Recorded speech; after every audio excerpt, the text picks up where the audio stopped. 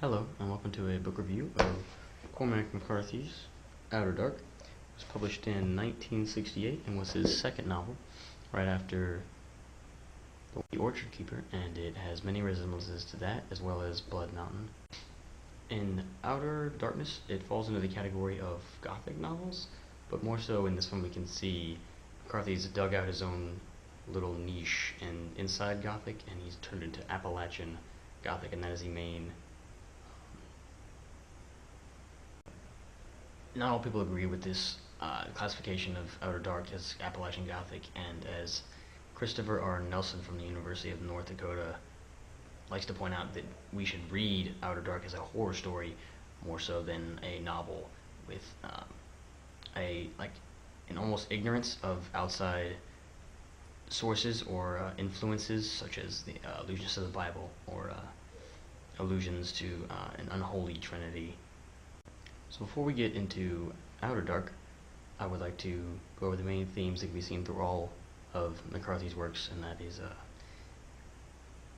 unbelieving and evil and murder, and most importantly in Outer Dark we can see unknowing or unbelieving and murder.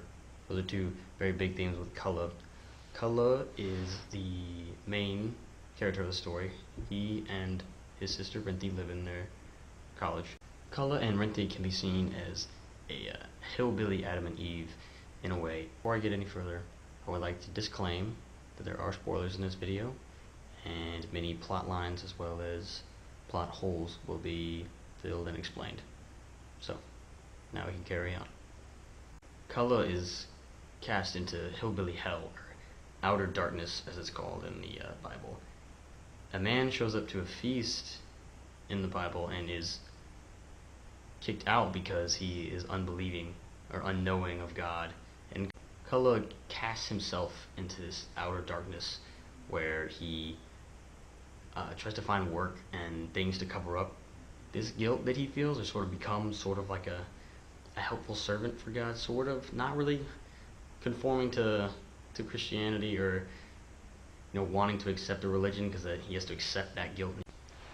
Religion comes up in the book very frequently, and if you were to read the book without having that sort of allegory state of mind, you are going to miss a lot of underlying themes and just sort of like additive outside knowledge that adds to understanding of Culla and how we can relate with him and on his journey. But when the book starts, we find out that Culla and his sister Renthi have had a incestuous child, and Culla is deeply guilty, feels deeply guilty about this action, and he feels that way because he realizes it's a sin. He has that conviction from Christianity, the main religion in the Appalachian foothills, and that whole area.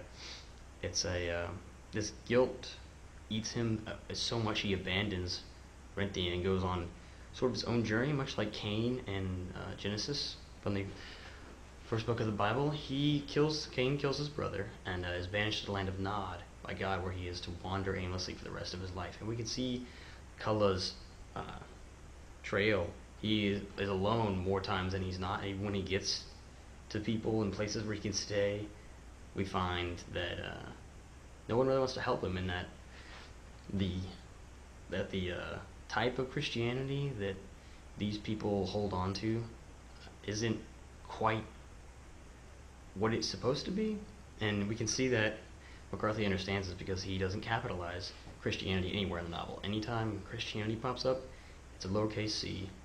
So he kind of acknowledges the fact that these people have their own twisted form of Christianity. John Kant, the author of Cormac McCarthy in The Myth of American Exceptionalism, points out that this book is an indictment on the inherent intolerance of the Appalachian Christianity, and it's very easy to see because Culla is a black sheep in these towns that he visits and in these situations he finds himself in, where he's being constantly blamed for things that he has nothing to do with, such as the stampede of the swine and the townspeople's hunting or mob mentality when they find out the bodies have been robbed of their clothes, and they sort of use their religion to justify these means, as we can see when the pastor approaches Kala after the stampede. Outer Dark reads in a way like a book from the Bible, and we can get a third-party perspective through the narrator of Kala's journey and Rinthi's journey, and then the three evil men. We can see all of their journeys like slowly taking shape, and we get the feel that these three men and Kala eventually will meet, and they are going to transform Kala in a way that resembles joining or conforming to a religion, but their religion is much more evil than the Christian religion around in the Appalachian Mountains.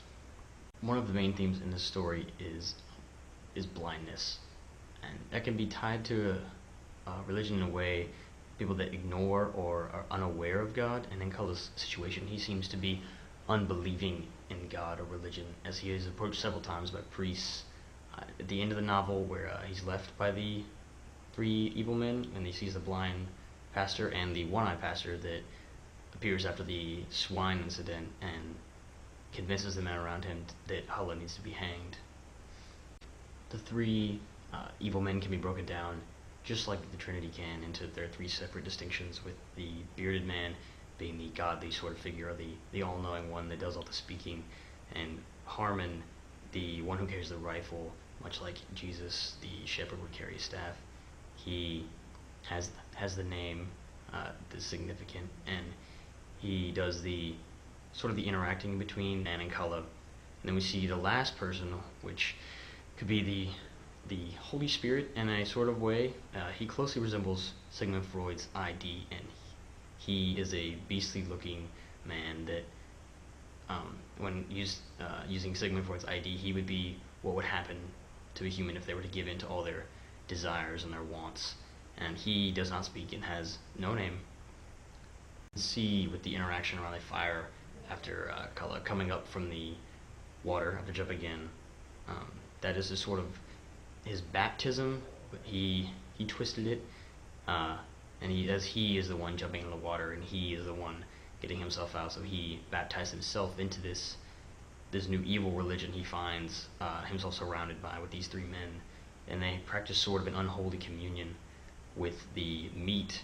Then we can see another link in between Christianity and this unholy communion that they're having, because when they take Kala's boots, that could be their form of tithing, and it's not freely given, as an evil communion or tithing would not be a freely given one, and his boots are forced off of him as his form of his payment or tribute for being a part of their evil religion.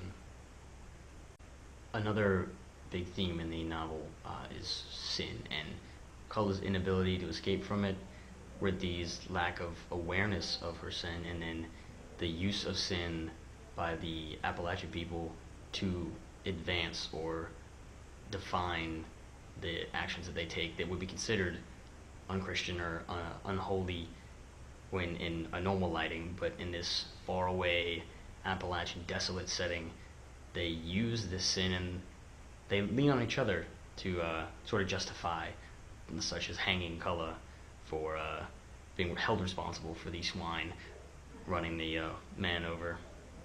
We can see Kala spending the majority of his time in the novel wandering around, looking for work in places to stay at to escape this sin, his original sin, much like Adam and Eve tasting the apple from the forbidden tree. His original sin was the incest, and as he tries to bury that child and abandon it in the woods, he feels that come up like often inside him, so he seeks to get rid of this sin and this guilt by being a better servant to the people around him and working, and then ultimately he reaches his conclusion and his confrontation with the sin at the end of the novel when the three men come and torture the baby in front of him. And much like Jesus came into the world to relieve men of all their sins, this baby from the incestuous relationship, all these sins of the world are put on him and tortured for this baby. Also, this baby feels all the sin and the pain of the world all at once because Cullen abandoned it like that. We see sin affecting Renthi in her descriptions of the reason why she's wandering aren't really brought to light when people ask. She sort of strays away from it. I'm looking for my son. I'm just want a place to stay. She can't bring herself to mention what she did with her brother because she knows it's wrong. She knows it's a sin. She knows that the people around her would immediately cast her out into outer darkness if they found out the reason why she was looking for this tinker to get her son back. And I can't see how you could leave off or leave out these allusions. This pastor pretty much sentences Cullen to death with no facts, no understanding of the situation at all, and then it's kind of seen as a hillbilly eye for an eye. You know, this man was killed in a stampede, and Cullen stood there and did nothing, so Cullen should die because he failed to do anything. Another theme that religion ties into the novel is: are we born inherently evil? Are we outmatched by evil? And it can be like brought full circle because in the beginning of the novel, Cullen has a dream about him asking for revival and for prayer, and he is rejected by the man preaching, and then everyone turns on him, and then that's mirrored when the bodies are dug up. And then again it is brought to close with the blind man at the end of the book offering Cullen redemption, and again Cullen turns it away as the blind man walks away towards a deadly swamp that Cullen says sort of to himself in his head, you know, somebody should warn him, but yet he fails to do so, and even though he's standing right there.